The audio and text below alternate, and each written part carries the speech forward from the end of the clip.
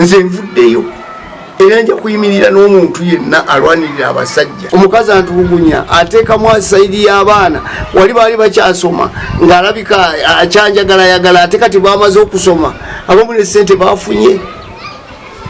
Ninamu abaana balina ne zikalina, abamu bayinjiniya balina ssente, naye abaana olwamaze okusoma n'abateeka mu kikondoolo. Era nina n'endowooza egamba nti n'abaana abo njagala mbakebere. Kati nze nyinza okulowooza nti nina abaana naye nga sibalinaawo sibange.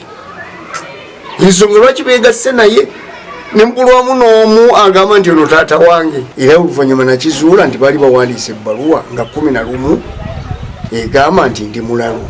Ate tewabangawo bbanga lyonna lyalaga nti ndi mulalu.